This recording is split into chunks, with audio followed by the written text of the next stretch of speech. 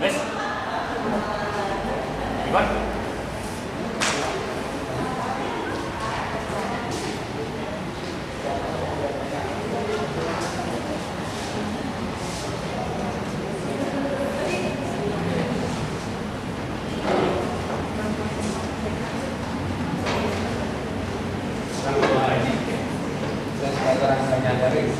Selamat pagi semuanya, selamat pagi menuju siang.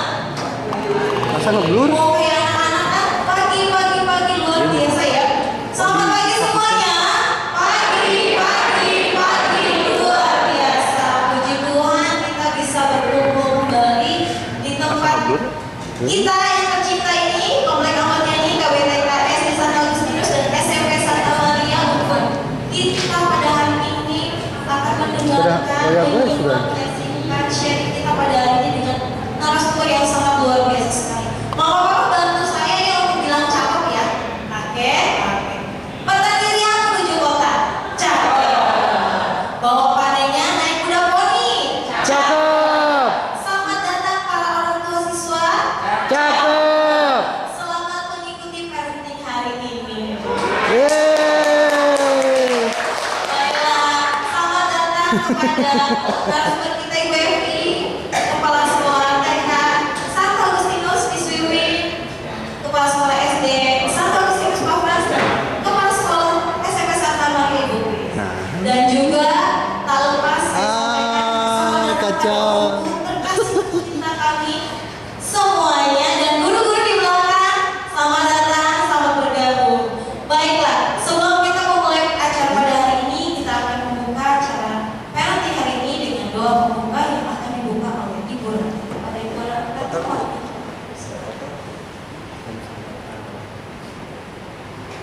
Selamat pagi Bapak Ibu Guru serta para tamu, para sekolah dan para tua. Memulai acara kita, doa ini akan saya pimpin secara katolik. Berdoa maupun sesuai. Mari kita hening sejenak. Dalam nama Bapa dan Putra dan Roh Kudus. Amin. Selamatkan Tuhan Yesus. Kami mengucap syukur atas segala rahmat, berkat, kesehatan yang boleh kami rasakan, sehingga Tuhan pada hari ini kami boleh berkumpul bersama untuk mengikuti parenting yang akan dibawakan oleh Ibu Widya Sudarmana. Kiranya Tuhan yang akan Ibu Evi sampaikan tentang keteladanan dan cinta, khususnya untuk mendidik anak-anak, dapat kami bawa dalam kehidupan kami nanti sehari-hari dalam rumah, sekolah, dan dalam masyarakat. Tuhan, segala rencana apapun yang akan kami lakukan hari ini, kami mohon berkat-Mu, semoga Kau berkati segala rencana kegiatan sehingga nantinya dapat membawa perubahan-perubahan baik, khususnya kami, para orang tua, dapat mendidik anak-anak kami yang luar biasa yang Kau titipkan sesuai dengan yang akan disampaikan Ibu Evi tentang keteladanan dan cinta, supaya kami dapat mendidik anak-anak kami. Kiranya Kau berkati segala rencana ini sehingga nantinya dapat berjalan dengan amat baik. Amin. Kemuliaan kepada Bapa dan Putra dan Roh Kudus, seperti pada permulaan, sekarang, selalu dan sepanjang segala abad. Amin. Dalam nama Bapa dan Putra dan Roh Kudus. Amin. Terima kasih kepada Bu.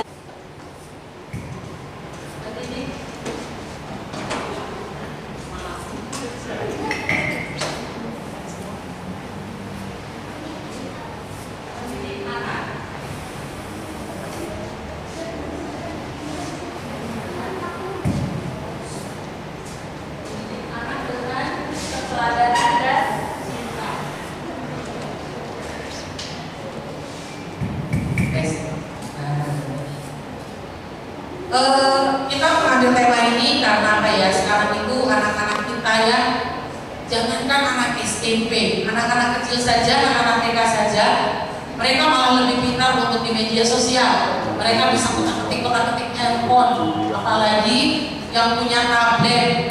mereka lebih apa ya, gampang sekali terpengaruh baik itu positif maupun negatif.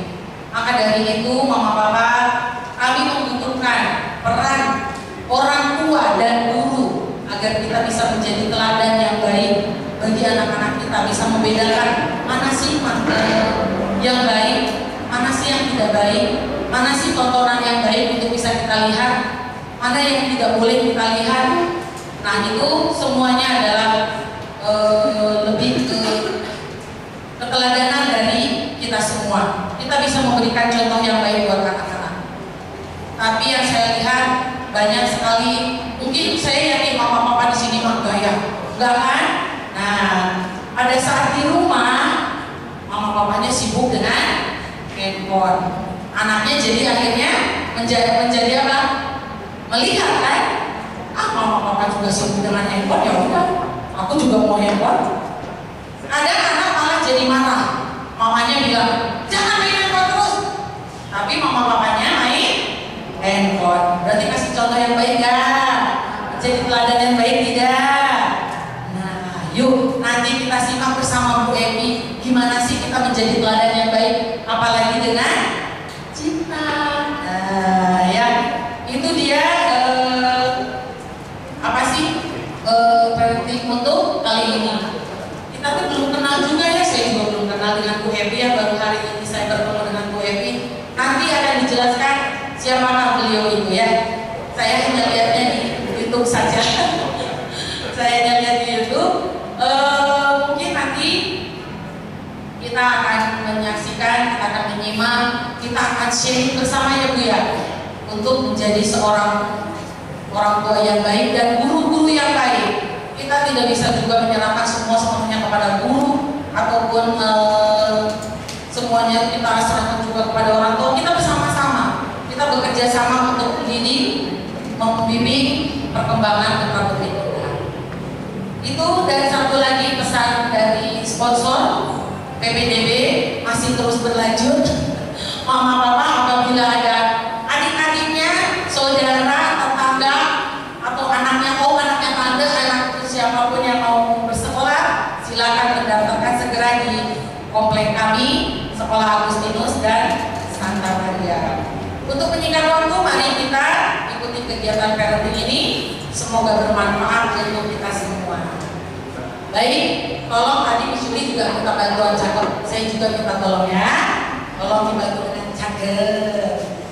Jalan-jalan beli kepiting. Belinya cuma 2 aja. Selamat mengikuti parenting. Semoga bermanfaat untuk kita semua.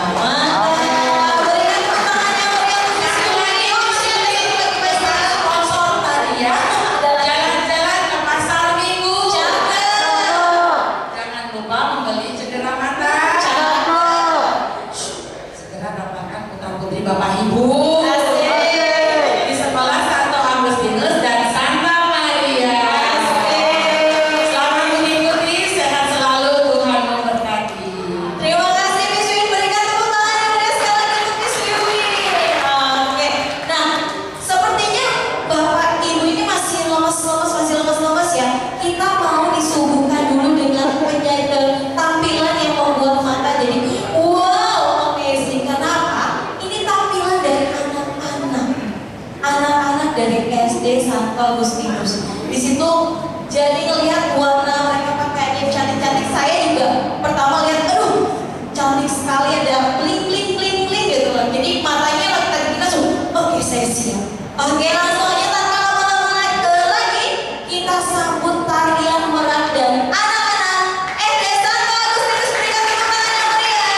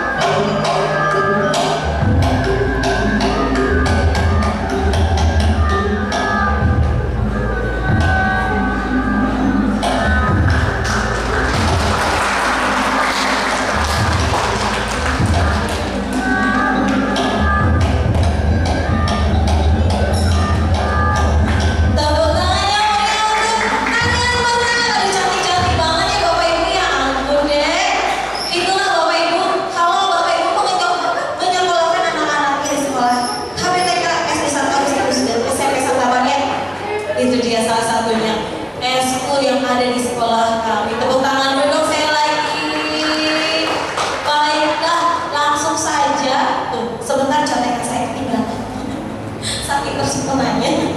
Baiklah, langsung saja kita akan menyaksikan acara parenting pada hari ini dengan narasumber yang sangat luar biasa sekali. Yang nanti narasumber ini semua profilnya akan dibacakan oleh moderator. Kepada Ibu Ervi Natali Ervi Wirian Sugara SPSI dipersilakan untuk ke depan dan kita sambut dengan mulia Ibu Ervi. Boleh dengan Pak David, silakan sekalian sebagai narator pada hari ini.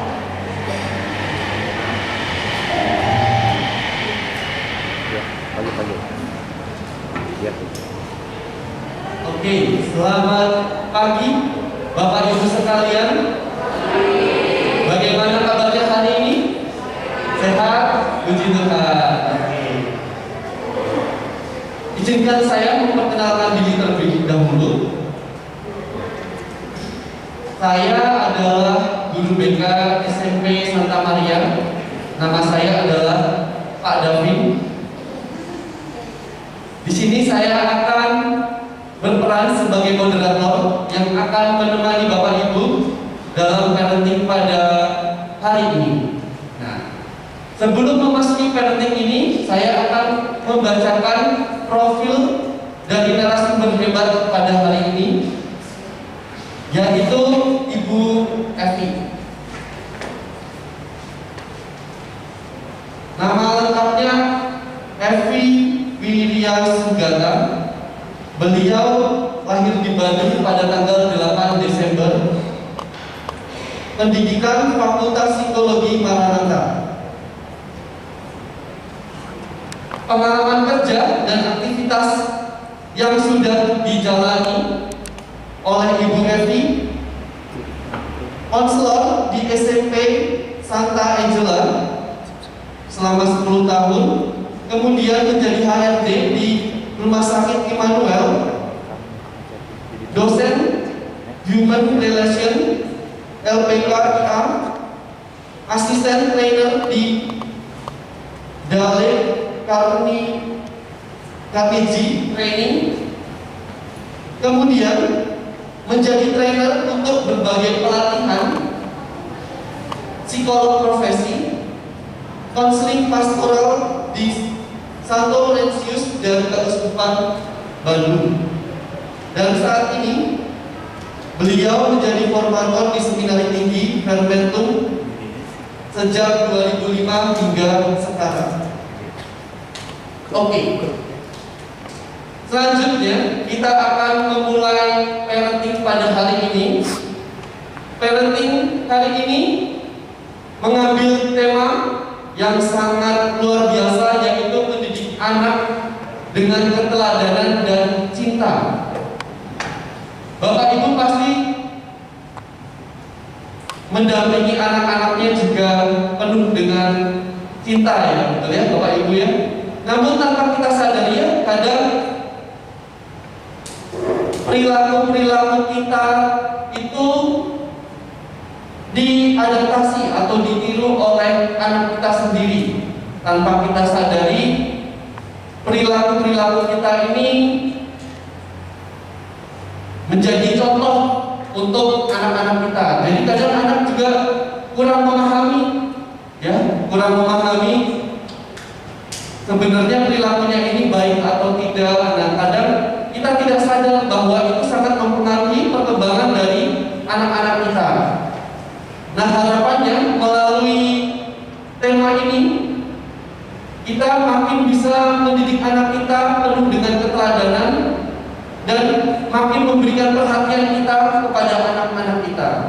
Yang selanjutnya akan dibawakan oleh narasumber kita, yaitu Ibu Evi. Waktu dan tempat dipersilakan.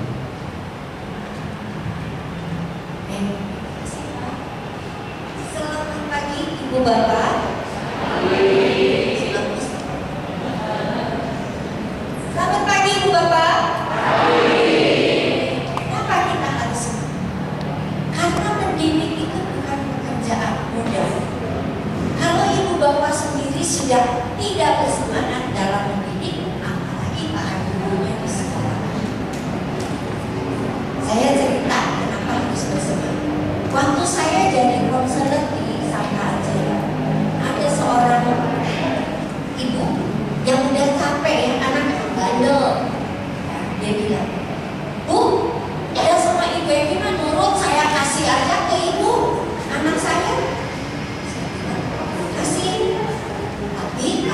ibu dan bapak sebagai orang tua sudah tidak mau mendidik, apalagi saya yang gak ada urusannya. Tidak nyaman omongan saya itu di telinga, tapi saya mengajak semua orang tua untuk mengerti bahwa ketika kita punya anak, itu anak kita tanggung jawab. Siapa yang waktu kecil dari ibu bapak menjadi anak yang jempolan, tidak pernah dimarahin sekalipun oleh waktunya, ada nggak? Kalau gurunya udah jawab, nggak ada, sana. Coba kita tanya orang tua dulu, siapa tahu ada. Ada nggak ibu bapak? Nggak ada ya. Pernah merasa tidak enak nggak diperlakukan oleh anak? Orang tua kita sebagai anak. Pasti pernah. Maka banyak sekali yang mengalami luka batin ya. Istilah zaman sekarang inner child. Jangankan kita orang awam. Saya itu tadi disebut formator di Permendu dari Dunia Agama Katolik. Saya ini ngajar calon pastor Rodo Bandung sudah hampir 18 tahun. 18 tahun. Mereka kayak sama, ada bandelnya. Ya, misalnya nggak boleh ngerokok. Kadang-kadang nyuri ngerokok. Ya jujur sih kalau saya ngomong, Bu, ini, ya saya bilang nanti kamu tidak ditahbiskan oleh biskup. Karena memang ada aturan tidak boleh merokok ya. Tapi itu memang kenakalan itu ada mas. Tapi kalau kita bawa terus sampai kita tua, nah itu yang gak wajar. Kan kalau sudah tua, nakalnya lebih macet ya. Benar gak? Benar gak ibu? Bapak-bapak benar gak? Kalau sudah dewasa nakalnya berlebih-lebih ya. Beda lagi nakalnya. Kalau kecil nakalnya adalah nakal anak kecil ya. Bisa. Tapi kalau kita sudah dewasa beda. Nah, oleh karena itu keteladanan kemudian cinta dari orang tua bisa memupus apa yang mengabarkan, tapi cintanya kita juga banyak. Anak-anak bisa terima. Kalau sepanjang hidup si anak bersama kita tidak pernah memberikan sekalipun rasa bangga, kasihan. Ya, jadi cinta, keteladanan itu merupakan hal penting kedua yang kita bahas dulu adalah kita harus mengenal anak kita itu siapa. Kalau kita nggak kenal, silakan Bu Bapak. Anak sudah beranjak remaja, kita masih perlakukan seperti anak kecil. Gak bisa. Zaman now ya udah beda. Jadi pengenalan anak itu penting termasuk pengenalan kita. Saya ini pendidik dengan cara seperti apa? Ya, jadi itu kita bahas. Kita akan mulai dengan yang pertama tahap perkembangan anak. Ini sesederhana saya akan sekilas ya review aja. Dari lahir sampai 2 tahun. Ada dari 2 tahun sampai 6 tahun, dari 6 sampai 12 tahun, dari 13 sampai dengan 18 ya sebenarnya itu teenager ya. Nanti 18, 21 itu disebutnya persiapan masa dewasa. Kita tidak bahas yang infansi, masa bayi itu nggak kita bahas banyak. Cuma untuk mengingatkan, tapi mulai karena ada di TK itu mulai dari early childhood. Jadi pada masa anak-anak awal, pada usia ini sedang berkembang kemampuan motoriknya. Dan kalau kita menyimak beberapa teori disebutkan di sini adalah golden age. 0 sampai 5 tahun itu golden age. Jadi masa anak menserap semua perilaku, contoh dari tidak hanya orang tua, orang-orang signifikan di sekitarnya, termasuk pengasuh. Ada yang pakai pengasuh? Mungkin ada ya, atau babysitter, siapapun, kakek neneknya, itu semua diserap oleh anak dengan sangat baik. Ya, nah nanti masa ke usia 6-12 tahun. Itu SD kan? Nah, pada saat SD beda. Mereka mulai lebih ke kognitif, mulai ke akademis dan persiapan masuk remaja. Yang pertama nanti adalah usia early teenager. Ya, anak-anak sudah menstruasi, yang perempuan, ya. Kemudian yang laki sudah mulai mimpi basah. Jadi ini juga perlu didampingi dan diberi keterangan. Jadi jangan konsep mimpi basahnya jadi salah kayak Ibu Bapak. Saya kemarin memberikan sex education, tiba-tiba ada anak, Ibu saya sudah mimpi basah. Rada curiga nih saya kan? Saya tanya, mimpi basahnya gimana? Tadi bobo saya ngomong. Lagi bobo saya ngomong, benar. Saya bilang benar. Itu mimpi basah dalam arti yang sebenarnya basah. Oh, maksudnya. Nah, tapi pemahaman itu pada anak-anak itu sudah ada. Bahkan anak SD itu kelas 2, kelas 1 sudah tahu ada LGBT. Walaupun ngomongnya salah, LGBT. Bukan LGBTQ, LGQT. Tapi dia sudah bisa gambar pelangi, segala macam. Ya, rata-rata itu dia dapatkan dari kakaknya atau lihat YouTube. Jadi tadi kalau sudah diingatkan ya, anak-anak juga harus dibatasi memakai gadget dan harus difilmkan. Bahkan sekali-kali kita harus lihat istrinya bukan apa aja tuh, penting, bukan kepo, penting, ya. Nah, kemudian nanti ada masuk ke pada late teenager, itu sudah beda lagi, usia 15-18 tahun, mereka sudah ada circle-nya SMA ya. Kalau SMP kan cuma sampai early teenager ya, 15 tahun. Nah, nanti masuk kepada usia persiapan dewasa. Oke, nah, sekarang yang paling berkaitan langsung adalah pola asuh. Bagaimana sikap kita mendampingi anak? Secara umum ada 4 pola asuh. Yang pertama yang disebut dengan otoriter. 1, jalur komunikasi. Kalau ibu atau bapaknya sudah bersabda, maka itu adalah titah kaisar yang harus dilakukan. Nah, kayak begitu pasti ada. Gak usah dijawab, Bu Bapak, direnungi aja, ya. Gak usah dijawab. Gak, guru-gurunya juga banyak. Gak. Ini di sini kan kita sharing, ya. Kita menambah pengetahuan kita. Jadi ada itu orang tua yang kalau dia sudah ngomong, itu tidak boleh dibantah. Pokoknya sudah. Tapi ada yang kedua, yaitu tipe permisif. Permisif itu apa? Anak yang jadi bosnya. Apapun nanyanya ke anak. Mau ada seorang ayah cerita konseling saya kesel tuh sama istri saya.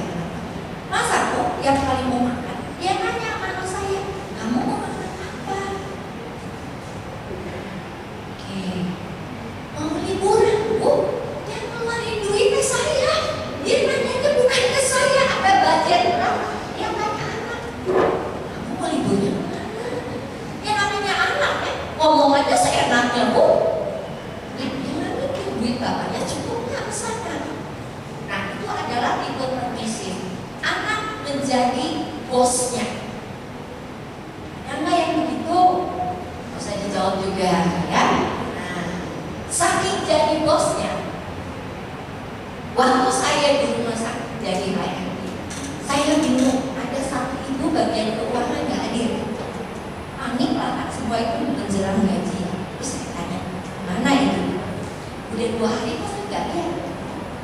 Teman-temannya di sini, kata jangan kunci kabur, nggak ada orang. Dikunci sama anaknya pun di kamar. Ini yang saya ceritakan ini true story Bapak, saya sudah jadi psikolog sejak tahun 88. Jadi bisa dihitung sekian waktu jam terbang saya, begitu banyak kasus. Jadi kalau ada yang tanya, Bu kaget nggak Bu begini? Enggak, saya mah biasa aja. Kenapa? Karena saya memang menghadapi berbagai macam orang yang toksik. Jadi si ibu ini anaknya tuh jadi bosan. Satu hari minta sesuatu, mungkin ibunya udah SMA ya, ibunya nggak punya bukti, dikunci aja sana di kamar. Maka nanti dibuka, masukin, tutup lagi kunci. 4 hari nggak bisa. Saya sampai akhirnya minta, Adek, ada salah satu lah siapa atasannya datang ke rumah, pura-pura nanya sakit atau enggak, cik anaknya punya malu enggak? Itu true story. Nah itu permisif yang ekstrim, ya. Kemudian ada juga tipe demokratis. Ini yang paling bagus. Anak belajar diajak diskusi, diberi kesempatan untuk memutuskan, diberi aturan yang jelas. Misalnya kalau masih punya anak kecil, kadang-kadang makan obat susah ya ibu bapak ya. Jadi dikasih beri, minum sedikit. Atau kalau sudah hitungan 10 yang tidak diminum, dipaksa. 1, 2, 3. Ada anak yang suka mengunci kesabaran ortu ya. Udah sampai 9, 10, oke. Mau dinikah, berontakan masuk sedikit. Ulangi lagi, mau minum sendiri atau dipaksa? Minum. Ada. Itu namanya disiplin. Ya, kita belajar. Itu tipe demokratis. Diberi kesempatan memilih, diajar. Dan ada tipe zaman sekarang yang terbaru, mengabaikan anak. Anaknya belum pulang sebodoh, handphone-nya hilang, dicari.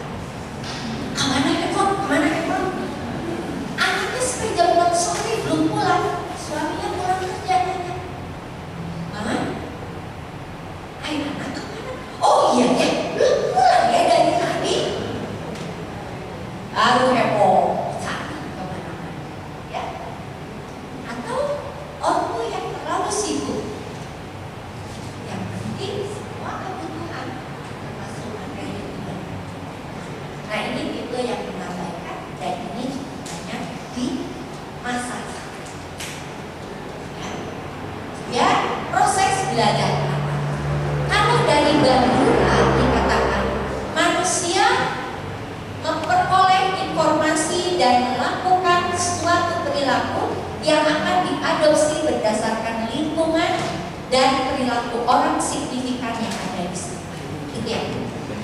Jadi katanya lahir itu seperti kertas putih. Orang-orang sekitarnya dengan melalui keteladanan kita, kata-kata kita, cinta kita, itu seperti menggambar di kertas. Kalau tidak ada cinta, gambarnya hitam. Ya. Kalau banyak salah, orang-orang, tapi kamu bisa dihapus. Itu kalau misalnya nanti mengolah. Tapi tentu saja kertasnya berbekas dan tidak benar. Bekas-bekas ini tetap akan merasa, tapi mungkin sudah tidak terlalu benar. Ini kita kaitkan Bandura dengan pemahaman kita agama apapun sendiri. Ya.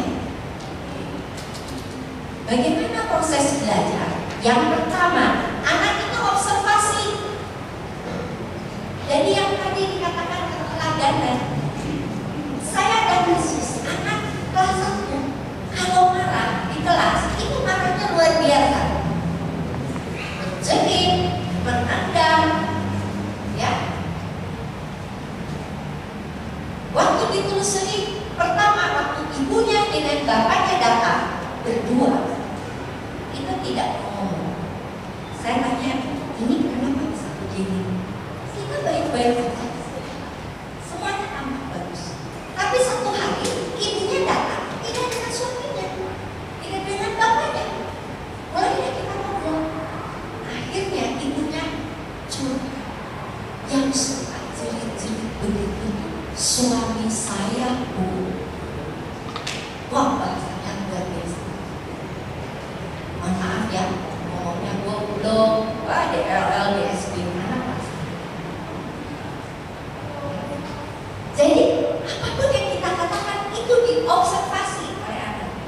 Dan satu hari itu akan dikeluarkan. Ya. Atau yang tendang-tendang. Saya tanya orang tuanya, atau ibunya, saya tanya, mohon maaf Bu, saya mau tanya, kalau itu sama bapak lagi ribut. Oh iya Bu, saya kalau ributnya dengan suami, bentak, jerit-jerit, bahkan saya sama bapak saya pun kalau saya ribut saya bisa berani jerit-jerit. Suami saya parah Bu, banting barang, tendang barang, tapi merusak. Saya cuma ngomong, Ibu, tolong kasih tahu dengan suami Anda berdua bertemu. Kalau Anda mau menyelamatkan anak, coba belajar lebih sanggup kalau begitu. Begitu kan? Mungkin sudah berubah. Saya tanya ke gurunya gimana sekarang. Udah mulai anak tubuh sekarang katanya. Saya bilang suasana rumah itu adalah pemanggilan. Kenapa? Karena setelah diobservasi, anak itu akan belajar merespon dan dalam arti menaruh di otak kita, ya, disimpan. Kemudian suatu hari dia akan mengeluarkan air. Maka yang muncul adalah perilaku yang sama dengan orang. Ibu bapak, waktu Anda ya, coba kita sudah bercita-cita nggak jadi orang yang lebih baik daripada orang tua? Betul nggak? Dulu saya diperlakukan selalu dibanding. Kalau saya jadi orang tua, saya tidak akan membanding. Betul? Kenyataannya gimana? Kenyataannya gimana? Masih membandingkan ya? Kenapa? Karena perilaku buruk itulah yang kita rekam, bukan perilaku cintanya. Kalau perilaku cintanya yang direkam, maka orang itu akan mengulangi. Saya termasuk anak yang tidak pernah dipukul oleh orang tua. Saya beruntung juga karena anak bungsu dari 9 bersaudara. Saya tidak pernah mendapatkan kata-kata kasar juga dari orang tua. Jadi, saya belum pernah mukul anak. Kalau saya pernah, kata-kata saya pun masih dalam koridor. Karena saya gak ada contoh. Saya gak punya memori seperti itu. Tapi saya ada yang konseling. Ibunya ke orang lain itu luar biasa. Baik, perhatian. Wah, pokoknya ya, mungkin kalau lorong sekolah ini ke sana, sepanjang ini orang yang dilewati kenal semua. Dan selalu mengatakan itu luar biasa. Di rumah, monster luar biasa. Ngomongnya kasar, anaknya dipaksa mengerti dan diberitahu semua keburukan yang ada di dunia. Waktu menikah, ragu-ragu untuk akan sipil. Akhirnya ternyata juga punya anak satu. Entah apa yang terjadi, datang ke saya itu sudah prosesnya. Akhirnya puji Tuhan dengan mobil kiri kanan dia tarik dulu di belakang saya. Karena saya bilang coba aku prosesnya, ya. Tapi dia masih WA saya, dia tapi kan hati saya itu sudah nggak bisa sudah tidak ada rasa. Oh, dia bilang kenapa? Waktu mau menikah, dia bilang saya melihat dia saya seperti kondisi ya. Ada yang tahu itu bapak? Ada yang tahu kondisi? Ya bagus kan, betul kan? Kalau sekarang katanya gitu, jauh bisa kan? Jauh bisa. Kata dia kan, dulu waktu saya mau menikah ya, saya lihat dia seperti kondisi. Sekarang ini ngomong, dasar saya ya saya. Gak apa-apa nih ngomongnya lucu. Betul kan? Daripada ikan saya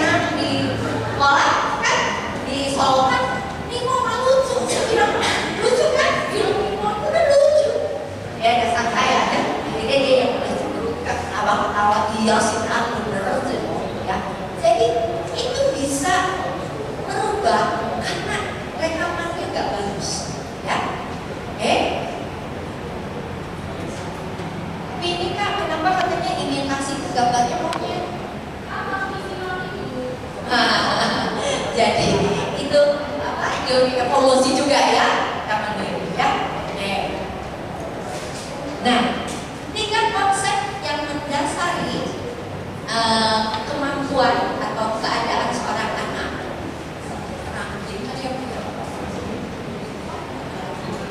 Gak kebaca ya, Ibu Bapak ya? Yang depan aja sih. Ya, hitam aja kalau Pak. Ibu Bapak siap. Gak kebaca. Semua di depan aja.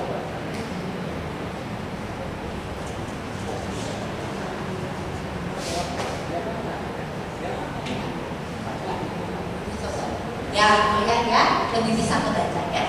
Jadi yang pertama, manusia bisa belajar dengan observasi. Benar nggak? Ya. Oh, kalau begini, kalau kita mau ngomong, Ini waktu juga Bapak observasi guru, ya, termasuk guru juga observasi ortu. Kayaknya kalau segini mah masuknya kita harus pelan-pelan, gak bisa punya poin. Tapi ada ortu yang gak mau ya pakai basa-basi, ngomong apa adanya, ya. Karena kadang-kadang basa-basi seperti ujungnya kan, yang diomong tidak jelas, ya. Yang kedua itu kondisi mental. Kita ini kalau belajar kalau lagi happy gampang, benar gak, Bu Bapak? Ya, benar gak? Nah, kemudian yang ketiga, belajar tidak menjamin perubahan. Ini yang harus diingat. Jadi, Ibu Bapak kalau menyekolahkan anak, jangan berharap anaknya itu pasti top 10 semua. Kalau dia nggak bisa matematika, coba kita menyimak. Kita bingung sama matematika. Siapa orang yang pintar matematika? Ajar. Apa nggak mau dijadikan guru enggak? Cek aja, cek ombak, ya kan? Menurut saya dari zaman dulu matematika itu. Cuman kita harus ingat Ibu Bapak, kita sukses dan hidup tidak hanya berdasarkan. Ya, jadi kalau dia memang kurang mampu di matematika, ya sudah kita kompromi. Tapi kalian wajib berusaha yang terbaik. Ya, ada seorang anak cerita sama saya, Bu, mulai hari ini SMP, saya mau jadi anak ibu aja. Kenapa? Saya kan mau punya mama seperti mama saya. Saya bilang kenapa? Cerita lagi. Bu, kemarin ini kan matematika saya dapat 4. Terus karena itu saya berusaha. Ulangan lagi saya dapat 4,5. Terus ibu ngomong, bagus, ada naik setengah. Terus kamu di rumah sama kamu dicarekan di satu. Waktu saya bilang, ya lumayan naik setengah. Lain kali lebih baik. Naik dari 6 di rapor. Bilang pada ibu, nih mama udah jadi 6 aja, bangga. Saya berusaha sampai dapat 8. Saya bilang 5 udah 8. Mama saya, mama kayak dapat 8 rapor. Tapi ingat ya, mama itu dapat 8 pagi hari ngepel dulu sebelum sekolah, naik sepeda, pulang kerja lagi. Kamu naik dianterin sama mama pakai mobil sekolah, gak mikir apa-apa lagi. Kapan anak merasa bangga dengan pencapaian? Nah ini Ibu Bapak yang harus lihat. Dia bilang sementara kayak gitu, naik setengah aja saya sudah dibuat bahagia. Anak itu kangen loh dipuji. Ibu-ibu senang gak kalau digombalin suami?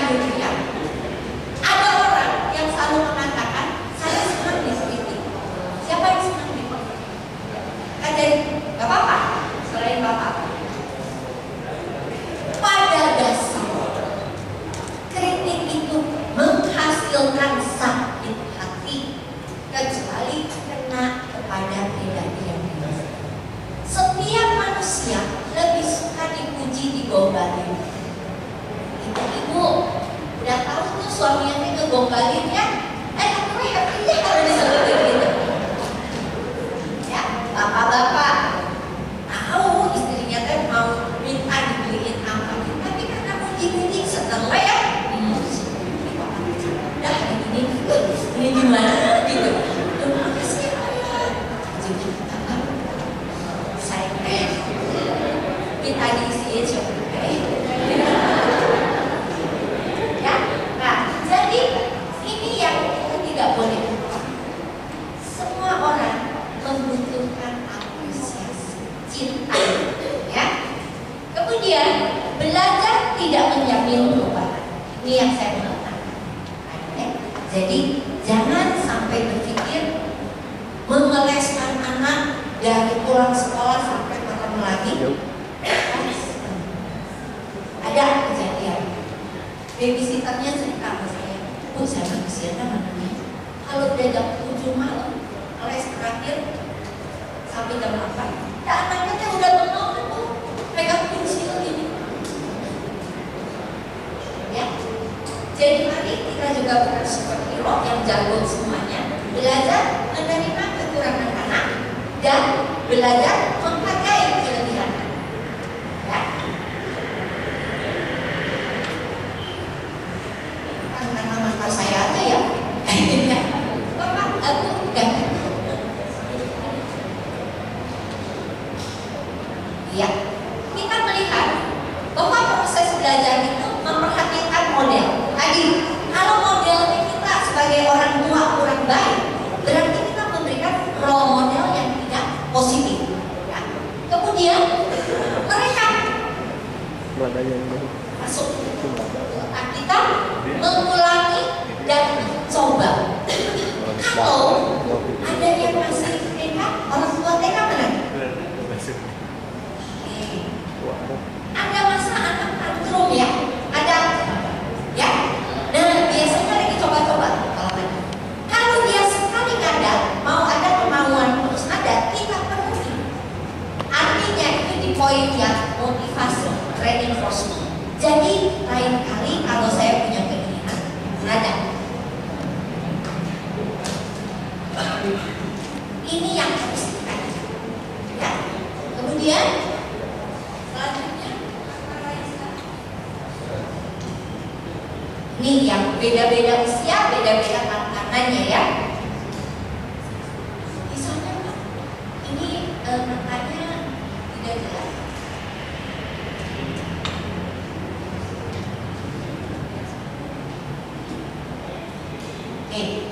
Kalau yang TK, kenapa sih saya nulisnya tantangan bukan masalah? Beda loh Bapak. Kalau masalah ada sampai ya, kalau tantangan, kalau kita bisa mengatasinya akan menjadikan anak kita lebih baik. Ini yang harus kita. Tiap kesulitan dalam proses mendidik, jaga. Ya, anak TK itu belum paham aturan dirimu. Jadi yang pertama adalah bagaimana mengajarkan anak-anak ini ya. Kalau main temennya bawa mainan gak boleh sembarangan ingin rebut. Itu prosesnya.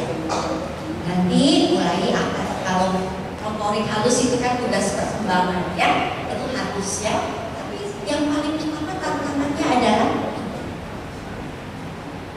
memahami aturan-aturan utama di sekolah. Belajar duduk, makan belajar duduk, berantakan di mana? Gak ada masalah.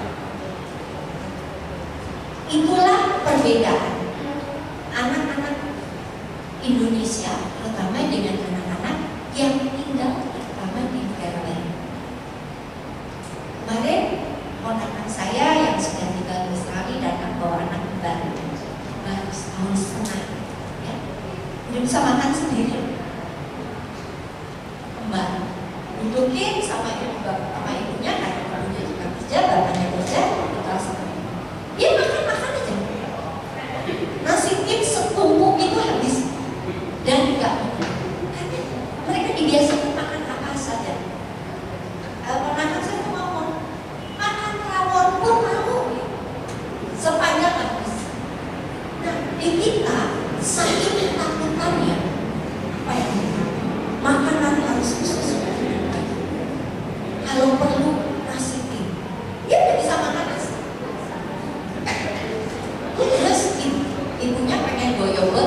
goyobot udah.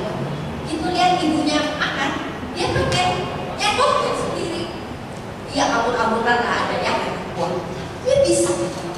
Dan saya kemarin saya kan sakit perut, biasa aja. Nah, ini yang harus kita ingat ya, bahwa SD itu belum paham aturan, TK sorry. Jadi kita ini yang harus menerapkan landasannya. Kalau kita berikan permisif, maka jadilah dia bos. Tapi kalau kita didik dia dengan disiplin, maka dia juga akan terbiasa. Ya. Kemudian SD kelas 1 dan 2 itu mulai mengolah disiplin kelas dan duduk tenang. Kalau mereka siapa yang duduk? Lari-lari dikit nggak apa-apa ya. Masih TK. Guru SD siapa gurunya? Bu kalau udah kelas 1 lari-lari di kelas gimana? Pusing gurunya pusing. Makanya satu guru bawa misalnya 1, 2 guru aja puyeng. Guru tuh di kelas tuh puyeng karena kalau dia lari-lari ya pusing. Takutnya kan selamat. Yang paling utama kita takut selamat.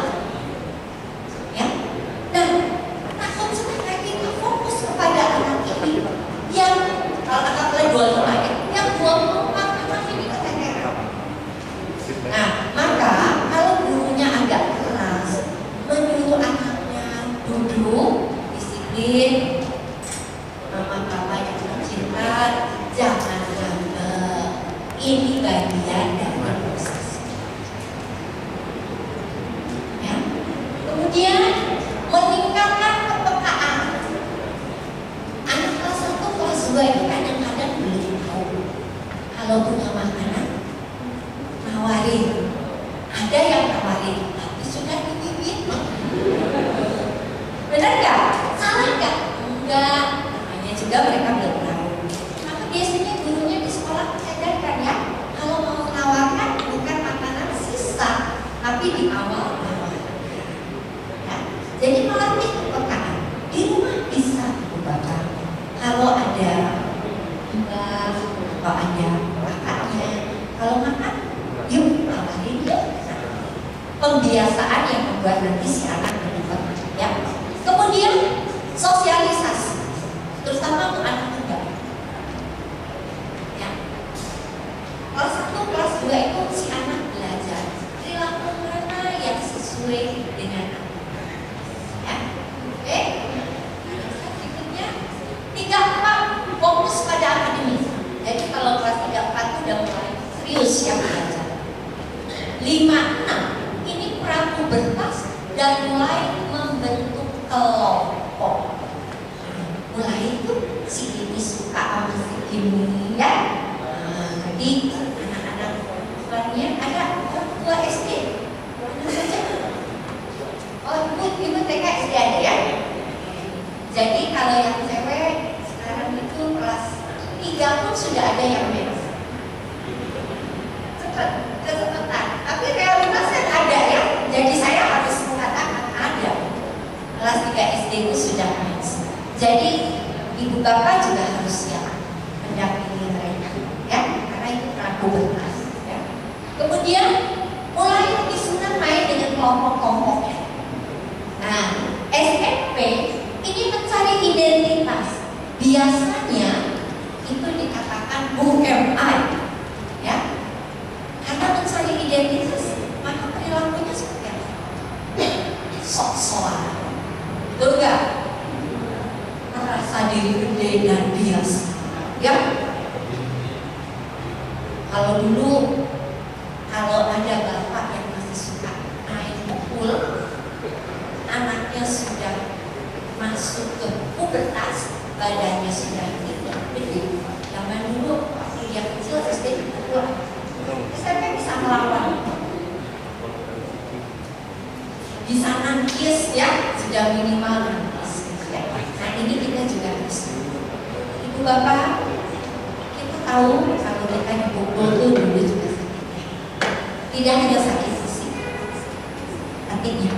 Sakitnya itu di sini.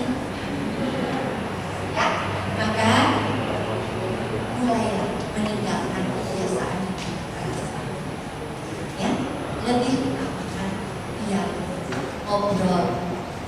Ya, seperti itu akan jauh lebih dahsyat. Jadi ini SMP lebih fokus dengan teman sebaya. Maka kalau punya anak SMP ya udah gak mau dipeluk-peluk. Apalagi anak cewek sama bapaknya. Ada bapak punya anak SMP cewek?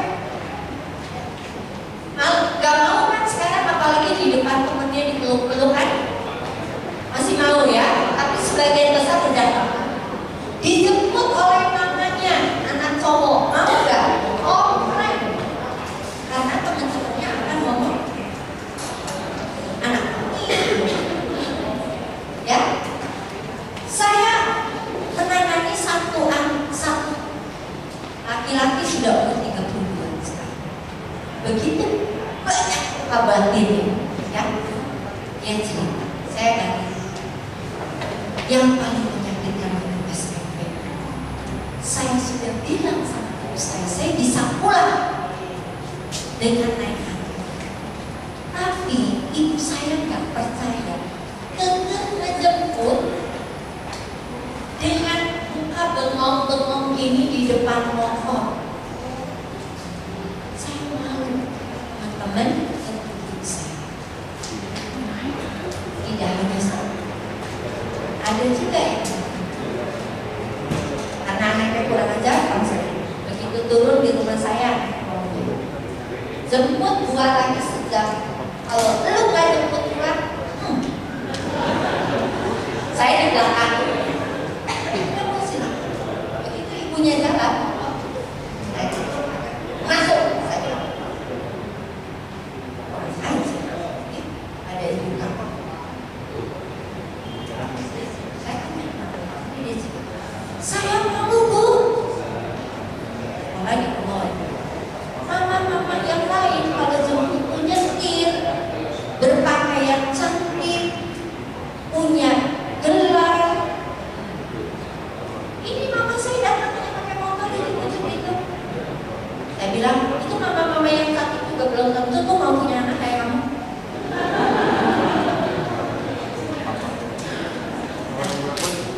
Saya ini kasus-kasus ekstrim, tapi itu story. Maka kita yang punya anak SMP lebih baik kita juga mencoba menjaga Karesa, ya, Karesa. Nah, kenapa sih anak semakin besar semakin lebih sering melawan? Benar gak? Ibu kayaknya ini lagi TK, kamu teh manis. Ate bener TKW terus. Nah, karena anak mulai menyadari eksistensi makin besar. Yang kedua, menunjukkan identitasnya. Ini saya ada nih, udah gede, terus karakter anak. Karakter anak itu nanti ada memang anak yang dasarnya rebel, kontrol. Nah, yang tidak boleh lupa pola penanaman disiplin yang sering dilakukan. Biasanya jadi kayak lampu sel bawahnya.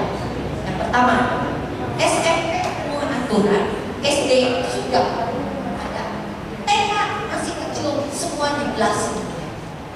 Akibatnya ketika dia besar dia mana? Terus saya nanti besar semakin enggak itu. Jadi bicara, jangan main handphone, nilai udah jelek terus. Ini juga banyak. Oh saya enggak. Nah, sebaliknya harusnya itu yang disebutkan yang kedua.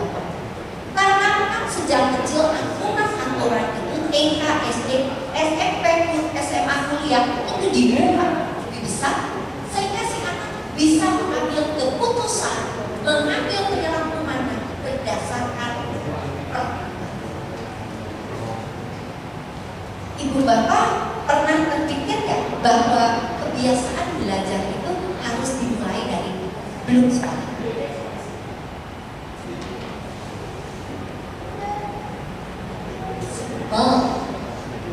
Kalian mesti punya anak kecil.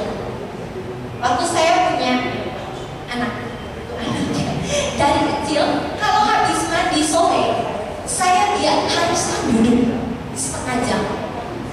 Mau ngapain juga boleh, tapi dia harus duduk, dikasih kertas, dikasih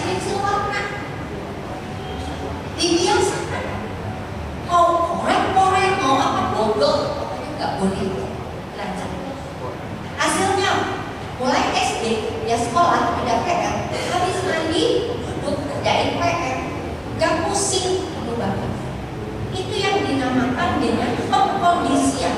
Tapi kitanya seringkali punya kepentingan lain. Kasihan. Di sini tongkrongi, padahal drama Korea lagi rame-rame. Sini orang ajak lagi seru. Ya, oke. Jadi ini ya, kenapa menjadi problem. Nah, perilaku yang dikelompokkan mengganggu. Kan ada ya, siapa yang suka dipanggil guru BK? Ada guru BK contoh yang suka memanggil ya. Jadi biasanya kalau anaknya melakukan hal-hal yang mengganggu. Nah, di sini dikatakan perilaku yang ditunjukkan oleh seorang anak yang dinilai tidak tepat pada situasi tertentu, di mana mengganggu kegiatan ataupun kenyamanan. Jadi bisa di rumah, bisa ada anak manis di sekolah nggak ada masalah. Waktunya datang ke sekolah dia cerita anaknya kalau di rumah cuci tangan terus mandi berkali-kali. Ya, aneh. Ibu bapak saya ada something. Ya, nah, tapi itu bisa terjadi perbedaan perilaku di rumah ataupun dengan di sekolah. Tapi bisa. Ya. Jadi ada yang kita sebut dengan common problem. Common problem itu perilaku atau hal-hal yang dianggap umum. Ya. Jadi merupakan masalah umum yang dihadapi anak dan belum pada taraf yang harus ditangani oleh profesional. Misalnya ngomong kasar itu kalau di dalam tahap perkembangan itu hal wajar. Ada masanya ngomong seperti itu. Ya, anak kecil lari-lari, gak bisa diem, gak perlu ibu bapak ngomong diem ya, ini ngomong atau boneka diem, ya. Banyak orang ada orang yang ibu anak saya nakalnya seperti apa? Saya berbahagia loh punya anak nakal daripada tidak jelas ya. Jadi segala hal itu bisa kita lihat dari sisi positif atau negatif. Tergantung pada kita. Nah, tapi ketika hal-hal umum ini terjadi pada seorang anak bersamaan 2 atau 3, artinya ibu bapak harus lebih hati-hati dan mulai mencari bantuan profesional. Jangan dibiarkan. Penyebab common problem biasanya pola asuh. Jadi biasanya kalau anak nggak bisa dia tanya, ini di rumahnya enggak? Ya, ibu yang SD mereka pasti nanya. Kalau nanti kalau di rumah dibiarkan semuanya. Ya berarti itu realitas sekolah, ya. Atau juga bisa karakter anak atau karakter orang tua. Karakter anak atau orang tua itu ada orang tua yang otoriter karena memang gayanya begitu. Ada yang militer, salah satu dari orang tuanya militer. Biasanya militer apa ya? Betul nggak? Harus one way. Kalau nggak mau perang, gak jadi perang. 3 tahun diskusi dulu. Yang satu ngomong iya, yang satu ngomong enggak. Apalagi prajurit gak jadi perang. Musuh datang. Militer itu harus one way. Gereja Katolik, siapa yang agama Katolik? Itu pun one way. Dan Paus instruksinya seperti ini. Semua tidak ada yang melawan, diikuti. Uskup sudah berkiprah untuk uskupannya seperti apa, kita semua ikuti. Ya, jadi di dunia ini ada 2 institusi yang paling bagus disiplin dan manajemennya. Itu diakui. Pertama, militer, kedua gereja Katolik. Itu 2 yang memang secara garis sangat jelas. Ya. Nah, orang tua itu ada otoriter, ada yang permisif. Secara karakter orang tua itu memang ngalah terus ya. Tapi ada juga orang tua yang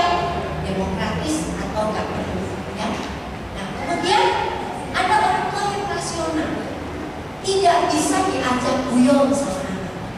Nah, orang tua seperti ini kalau punya anak kecil, kasihan.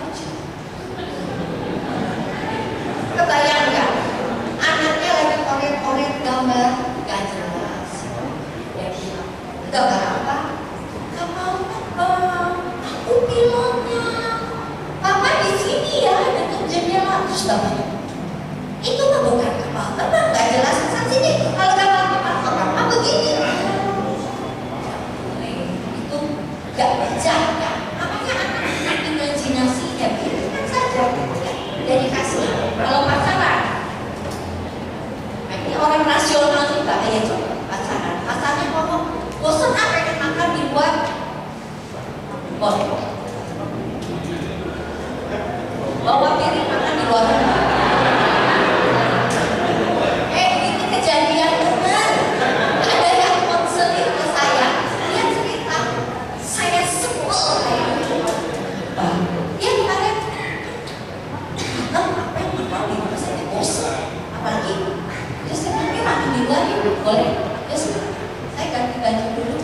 Terus ganti baju. Begitu keluar, dia bingung. Si cowok itu sudah bawa nasi dengan piring, yuk ke kebun aja. Kan kamu ngomongnya di luar, di luar rumah. Nah, ini orang rasional.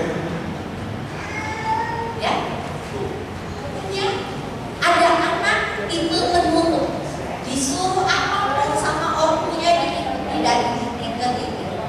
Contoh, jangan buka pintu, anginnya jelek. Kamu masuk angin. Padahal karena panas sekali ya, udah muncul ya Bu. Gurunya nih, kadang-kadang kata mama nggak boleh. Guru lucu, begitu gede kesel. Ini anak udah ada ini sekali, mesti ditanggung. Lagi pacaran, saya ngomong apa juga gitu. Begitu nikahnya, terus saya gitu, suami saya nggak punya inisiatif di sana. Ya, menurut ada tipe bebas, anak disebutnya child free. Jadi anak itu gampang ya, kalau marah sebentar,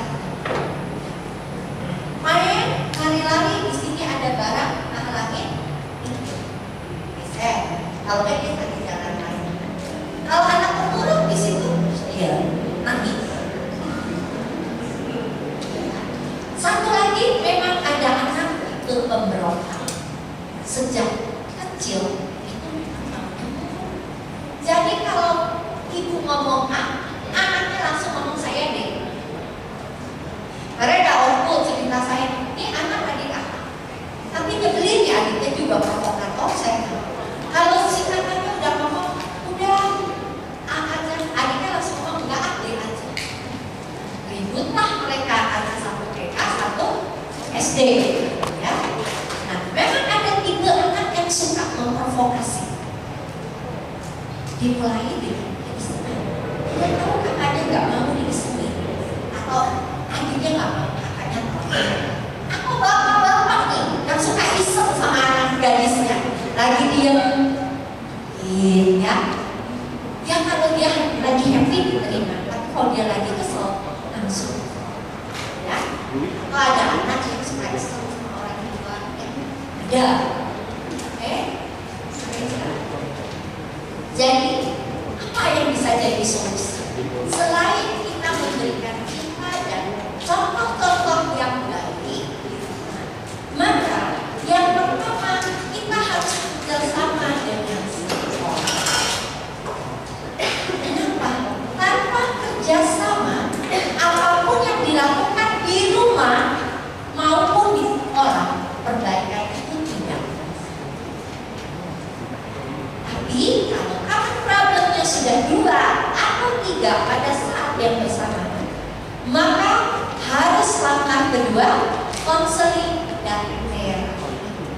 Jangan merasa malu untuk konseling dan terapi, ya. Dan terbuka orang tua itu untuk berubah. Jangan orang tua berpikir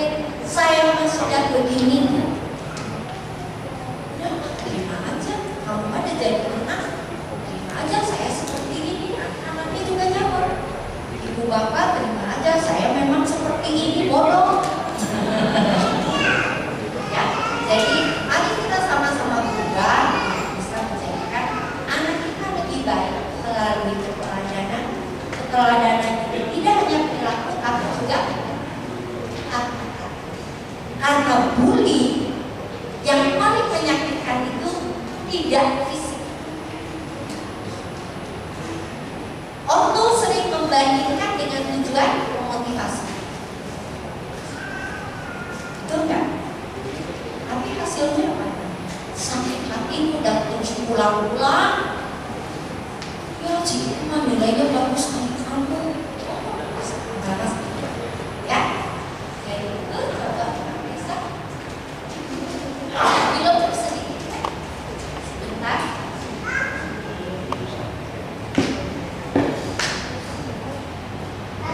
Saya sangat suka dengan film ini, Bapak. Film yang baik. Tidak lain Pak.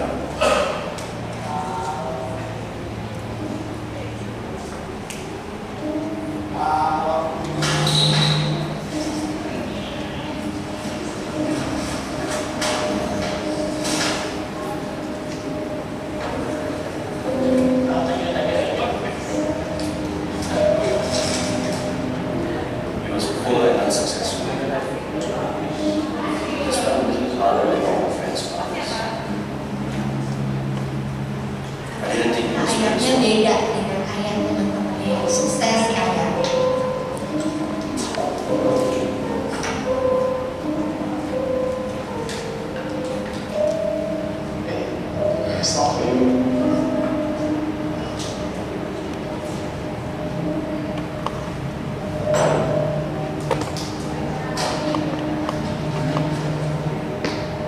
I've never seen him as an inspiration.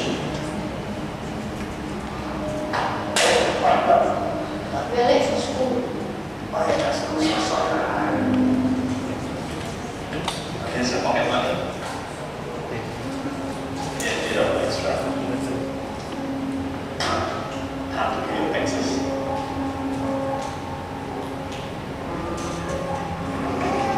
From you?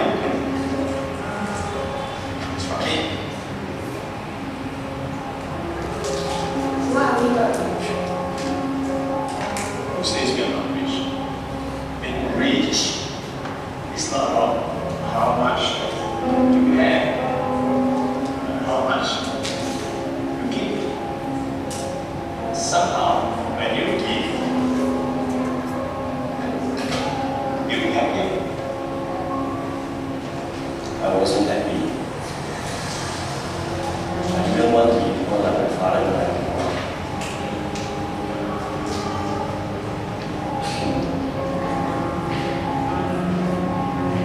I knew I wanted to be more successful than my father.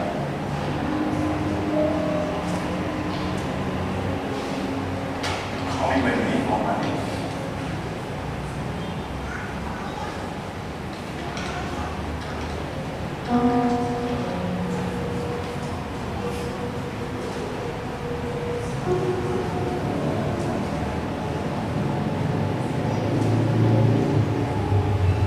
Are you coming back for reunion dinner this year? No, I'm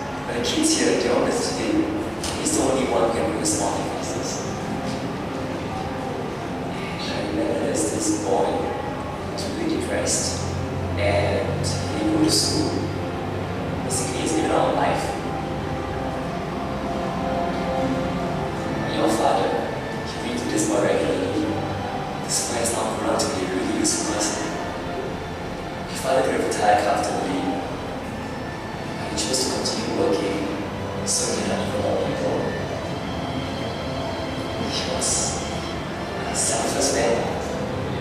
It's just that he didn't tell anyone about his sickness.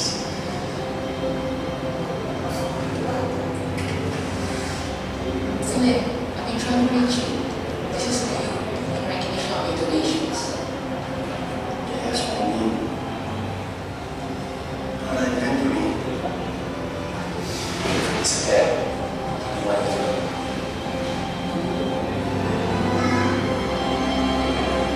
It's from you. It's from me.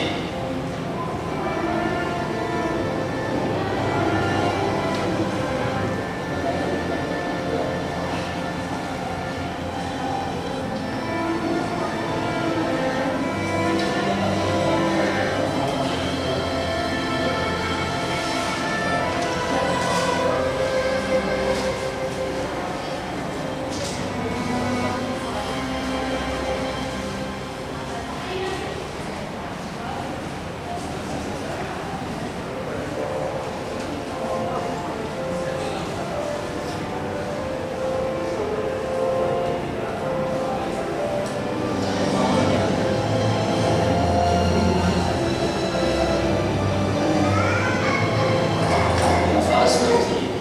I was sharing his life as he would want to be.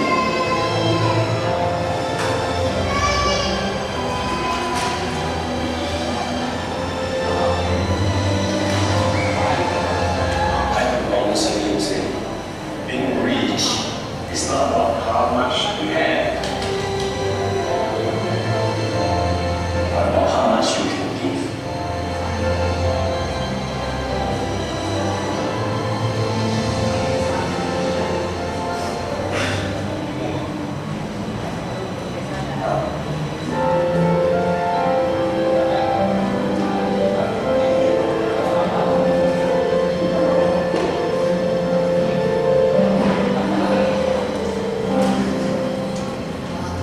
Ibu Bapak, saya suka buku ini menandakan sesuai temanya.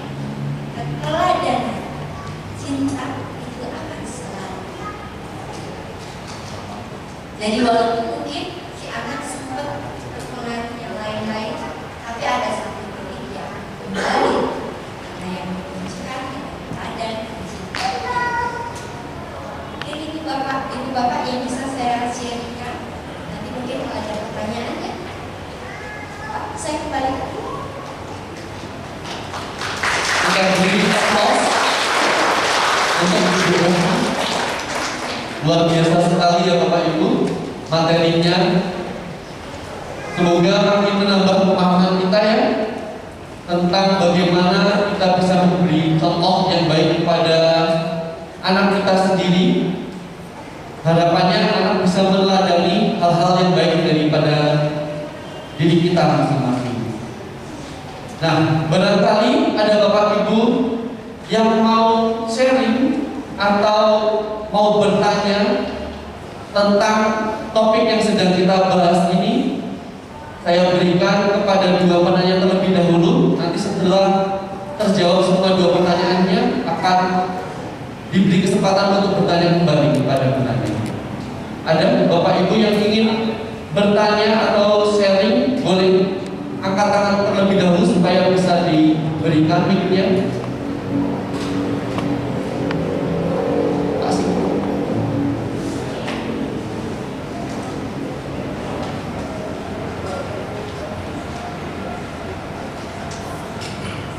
Nama saya Sigit, guru SMP Santa Maria. Tadi kalau tidak salah Ibu mengatakan bicara kasar itu ada masanya ya. Untuk sekolah kita, bicara kasar itu problem, karena tidak boleh. Kenapa? Karena bisa membantu teman-temannya. Kalau bicara misalkan anjing, artinya menyamar dengan anjing, pada benar berbeda. Nah itu yang dikhawatirkan karena anak itu mungkin bergaulnya sama orang-orang yang karena biasa kasar. Kalau di sini kalau dia satu orang, dua orang mungkin bisa semua kelas, bisa semua sekolah. Nah, artinya itu dampaknya. Nah, bagaimana menurut Ibu? Di dulu kan atau langsung bisa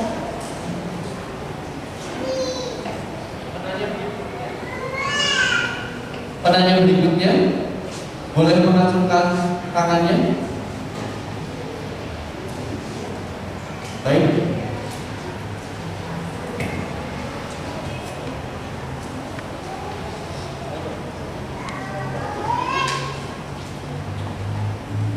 Nama saya Setia, saya orang tua murid anak AB. Pertanyaannya buat Bu Evi, gimana caranya meregulasi emosi orang tua? Karena orang tuanya juga kan kayak saya sama-sama juga. Jadi ketika pas ketemu anak di rumah, kitanya lagi capek, dianya manja, kita tuh nggak bisa menanganinya dengan baik, menghandle emosi dirinya juga dengan baik. Jadi akhirnya kita marah-marah. Dan takutnya kan jadi luka hati. Jadi pertanyaannya gimana caranya supaya kita bisa jadi orang tua yang lebih bisa meregulasi emosi kita sendiri. Kasih. Boleh. Tadi dari Mas Sigit ya, Pak, yang dimaksud dengan ada periode anak ngomong kasar itu adalah referensi umur kita. Jadi ketika anak ngomong seperti itu kita nggak reaktif. Kan reaktif itulah yang membuat reaksi anak menjadi berlebihan lagi. Jadi kita ngerti oh ada masalah, tapi tetap harus ditanggulangi dan saya setuju kalau di sekolah itu tidak boleh. Kemarin saya ngomong dengan anak kelas 2 SD. Anaknya ngomong depan saya gue. Ini tidak sampai sekasar ngomong anjay kan. Jadi lu gue saya beliin. Mungkin ngomong lu gue dari mana? Dari kakak terapis. Kemarin saya tanya kata kakak terapis, lu gue itu kamu saya kalau bahasa oke. Tapi ngomong-ngomong, kamu tahunya lu gue itu dari siapa? Mami di rumah bu, katanya. Oh, iya, mami kan sudah besar. Kamu kalau di sekolah nggak boleh ngomong seperti itu, apalagi di depan guru, di depan orang dewasa lainnya. Itu kurang bagus ya. Nanti kedepannya nanti mungkin. Nah, jadi itu anak kelas 1 ya Pak ya. Nah, untuk anak SMP pun sama. Saya seringkali mengatakan kepada para orang tua, jangan sudah muda. Mohon maaf saya kasih gambaran. Untuk zaman dulu kan kita nggak boleh ngomong kata anjing ya, betul nggak? Saya tanya, yang waktu SMP mana? Punya anak SMP aja. Saya mau tanya, anaknya suka ngomong itu nggak? Nggak, anjing? Nggak juga, anjay? Depan ibu, tapi di belakang masih ada anjing, anjay. Iya. Jadi maksud saya kalau saya ngomong seperti ini, jangan sudah bergeser, kita nggak boleh reaktif. Zaman saya kecil, ibu saya jangan ngomong anjing ya, nunjuk pakai telunjuk aja nggak boleh, harus begini. Tapi dengan perubahan zaman, saya pun harus kompromi. Jadi kalau anak ngomong nunjuk ini, sudah zamannya. Tapi ngomong anjing, saya tetap, mereka sekarang jarang yang ngomong anjing. Biasanya sudah dipelesetin anjay, anjing gitu ya. Anjing gitu ya. Karena ada waktunya ngomong anjir katanya. Jadi nggak itu zaman. Kita nggak bisa olahraga. Ada waktu yang mengatakan saya mau menyekolahkan anak saya di sekolah ini karena anak SD tidak diperkenankan bawa gadget atau bermain gadget. Bagus. Tapi perkembangan teknologi kita tidak bisa. Yang paling tidak memberikan waktu pegang HP dan kapan harus dikembalikan. Filter itu pun sama. Jadi betul sekolah harus menerapkan tidak boleh kata-kata seperti kasar itu. Tapi ketika ada anak ngomong seperti itu, tidak dipermalukan di depan anak lain, kitanya tidak reaktif. Tapi bisa sambil di kaleng lah ya sama gurunya ya, dibawa ke pinggir. Ayo, anjir, anjay. Kamu mau disebut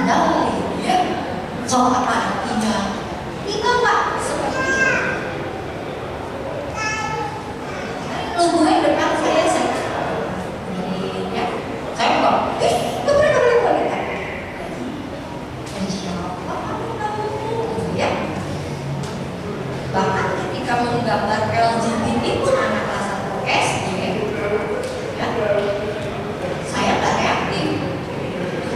Nggak. Oh, pelakunya dari mana? Dia itu. Nah, itu ya Pak, jadi bisa menjawab.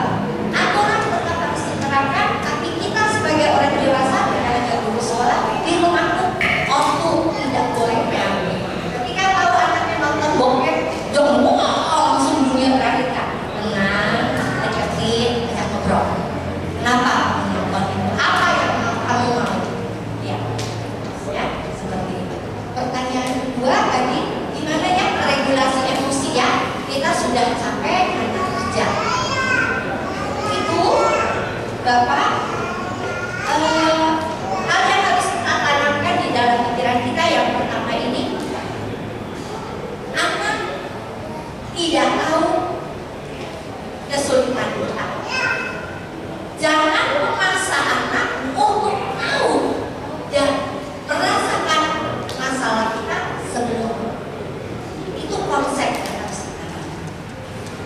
Yang kedua, anak itu hadir bukan atas kehendak, tapi itu kemauan dan anugerah rahmat, ya, ya istilahnya anugerah ya, karena banyak orang pengen punya anak di luar sana nggak bisa gitu. Tapi kalau kita diberi kepercayaan, asik.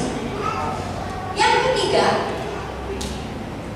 ketika pulang, ambil waktu dulu sebentar dengan anak, karena anak butuh disapa mungkin lama ya, manja-manja, dipeluk, dicium itu terus ngomong. Sebentar ya, ibu, ayah, bunda, mama, papa, mami, papi, mandi dulu, bersih-bersih, aku nanti ada virus. Ya. Istirahat 10 menit seperempat jam, tapi istirahatnya jangan nonton drakor, jadi kalau kelamaan ya, atau main game gitu ya. Jadi betul-betul istirahat, biar sejenak, mandi, tarik nafas, tenangkan, keluar. Anak itu jangan butuh dijawab, Bu. Benar nggak? Siapa masih punya anak kecil? Kan biasanya kalau apa tanya dia nggak, sebenarnya cuma butuh, ya, oke, tunggu sebentar. Tapi kalau kita semakin resek, tidak mau menjawab, semakin ngomong.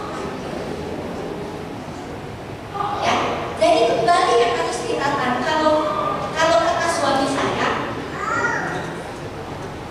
waktu itu kejadiannya itu jam 10 malam saya ke kantor. Ada seorang ibu yang nangis-nangis karena tahu suaminya selingkuh. Saya mau mati saja, Bu. Waduh, saya bilang ini bahaya nih ya.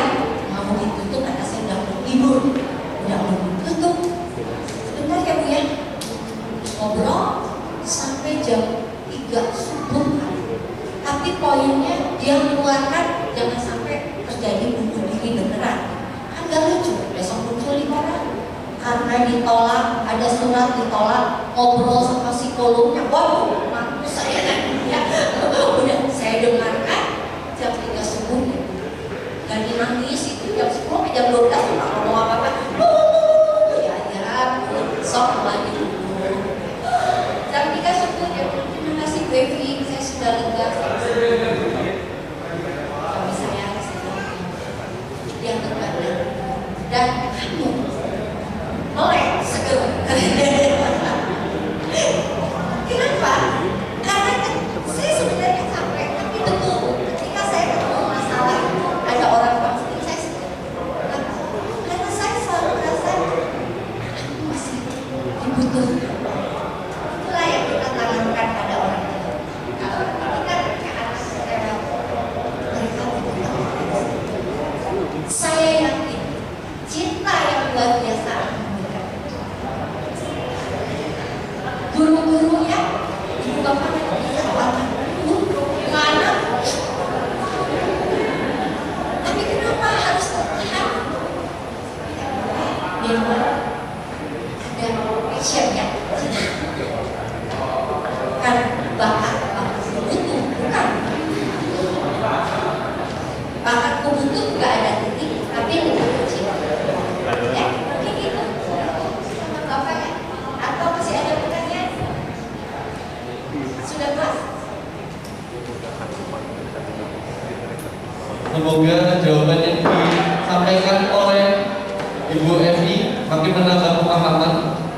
terhadap Bapak Ibu sekalian. Kemudian masih diberikan satu kesempatan lagi penanya yang mau bertanya. Baik, Pak.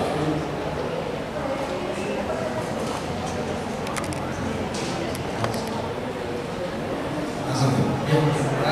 Nama saya Beto, dan saya minta ada dua pertanyaan.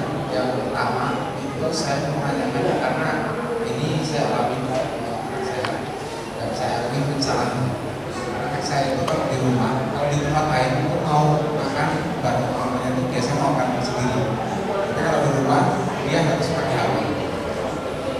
Dan itu kan tentunya sekarang masalah.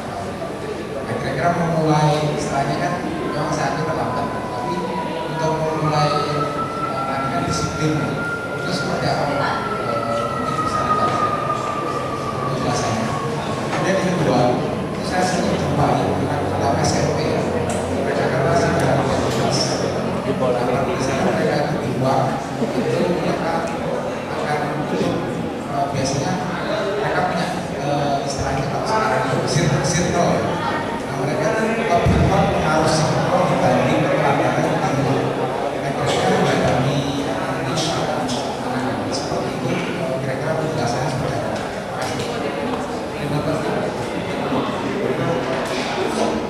Jadi tadi anak PK ya, kalau di sekolah makannya bagus ya, tapi kalau di rumah harus pakai HP supaya dia biasanya karena di sekolah tadi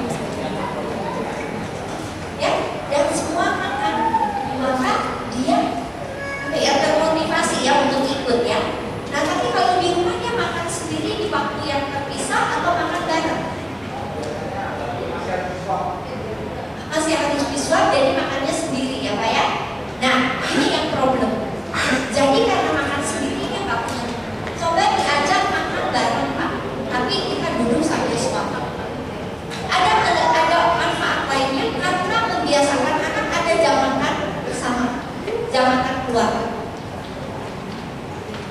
Kebiasaan yang dibiarkan orang tua itu bahaya. Saya ada kasus suami istri tinggal di Australia. Kalau makan, suaminya harus nonton. Sampai komunikasi suami istri anak nggak bisa. Karena kerja, balik kerja ya nonton makan masing-masing kan. Saya rapaskan. Oke, saya bilang karena rapaskan, pantatnya sebulan ini makan tanpa nonton. Ya. Karena kalau konsernya offline kan, ya. Aduh Bu, berat Bu, masih gagal saya. Gak apa-apa, berapa kali gagal? Seminggu ini 3 kali gagal, nggak apa-apa, 4 kali bagus, sudah berhasil.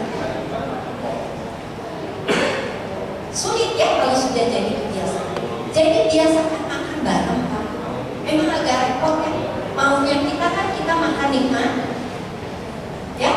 Anak makan dulu kan. Nah, tapi sebenarnya anak bapak ini senang ditemani.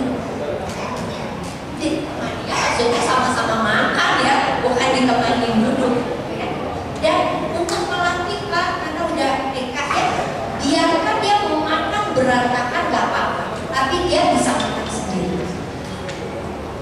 Saya ingat ada satu guru orang Australia, dia paling tidak suka kalau anak-anak lagi makan di sekolah itu lari pilihan anak, karena menurut dia kamu makan tuh on the table, mau berantakan kayak apa boleh, tapi nggak boleh turun dari bangku. Nah dari situ saya melihat bahwa memang guru ini baik menerapkan. Jadi itu yang bisa dilakukan. Biasanya juga untuk kita punya momen makan bersama. Sekarang itu banyak keluarga tidak punya momen makan bersama. Saya tanya, kamu teh kalau makan barengan? Enggak Bu, kita mah yang lapar aja duluan. Terus makannya juga boleh dibarengan. Ya. Jadi biasakan setidaknya sehari sekali ya. Kalau makan malam bisa makan malam, makan siang biasanya agak susah ya. Makan pagi ya, lama. Tapi makan malam biasakan. Ya. Pertanyaan kedua, tadi gimana ya? Anak-anak tuh lebih kuat dengan circle-nya. Kalau keluarga atau anak ini belum punya fondasi yang kurang banyak, yang kuat, maka ketika dia bersama circle-nya akan mudah terpengaruh. Kalau anak laki, hati-hati. Minum, merokok, ya tidak, tapi mungkin harus sekarang itu ya, vibes, minum. Maka yang terbaik adalah kalau yang paling bagus itu memang diterapkan sejak kecil. Maka tadi saya bilang ya, center ke atas, ya, yang masih punya anak belum SMP itu terapkan dari sekarang. Jadikan mereka aman. Yang kalau sudah kejadian, jadikan aman untuk mereka. Kalau dengan tempat mereka terbuka. Saya kalau manggil anak-anak SMP SMA, saya itu akan mereka teman. Jadi makanya kalau mereka anjing gitu ya, saya nggak alergi gitu kan, saya dengarkan, saya ajak ngomong. Kalau alergi, kita reaksi kan kamu, mereka butuh dan kalau dia tertekan, nah ini yang agak masalah. Beberapa anak tuh sudah gagal. Kalau paham, ibu bapak dapat boleh dan sudah coba sekali-kali dia aman ya, tertekan oleh orang tua atau dia punya teman melakukan dan merasa plong ya, tadi yang bapak ngomong circle di situ akan diulangi dan menjadi bagian dari solusi. Kalau sudah terjadi, ajak ngobrol, tinggalkan mungkin BK sekolah ya untuk jadi teman juga. Kalau masih belum bisa dan sudah mengganggu, bawa konseling ke orang yang ya, mungkin bisa ya. Terima kasih kepada Bu Evi dan terima kasih juga kepada Bapak sudah bertanya. Semoga makin bisa memahami anaknya, juga mendidik anaknya dengan penuh cinta. Sebelum saya silakan kembali kepada MC, saya menarik kesimpulan tadi dari yang sudah disampaikan oleh Bu Evi, dan saya tertarik pada satu teorinya Albert Bandura tadi, bahwa proses belajar anak itu dengan cara meniru ya, atau mengadaptasi. Jadi kalau Bapak Ibu ingin anaknya juga menjadi anak yang baik, yang diharapkan oleh orang tua, itu kita juga harus bisa menunjukkan kebaikan kepada anak-anak kita. Kalau memang ternyata pada saat kita lagi konflik ya, entah sama istri atau suami kita, usahakan anak kita jangan ada di situ, supaya karena anak itu sangat mudah mendengarkan, mengamati, dan mempelajari dari situ. Begitu. Semoga melalui parenting ini kita semakin bisa memberikan contoh yang baik kepada anak didik kita, supaya anak-anak kita nanti bisa menjadi anak yang penuh cinta juga. Oke, waktu dan tempat saya serahkan kembali kepada Miss. Ya, terima kasih Bu Evi. Berikan tepuk tangan yang meriah sekali lagi buat Bu Evi. Kalau saya petikan satu Pak David dari Bu Evi, dari kakak siapa? Karisa, mengisi menghidup. Betul. Apa yang dilihat anak-anak dari diri kita, maka dia akan implementasikan lagi.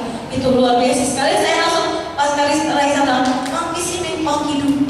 Oh iya benar.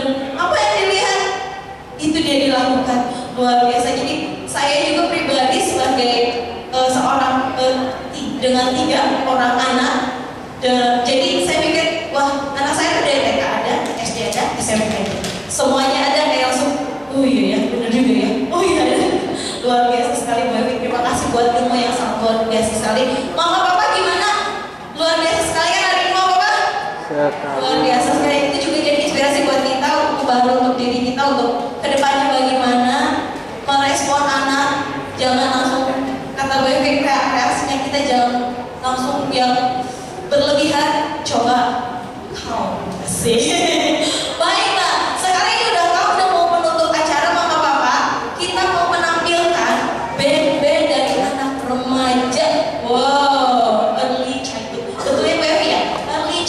Oke,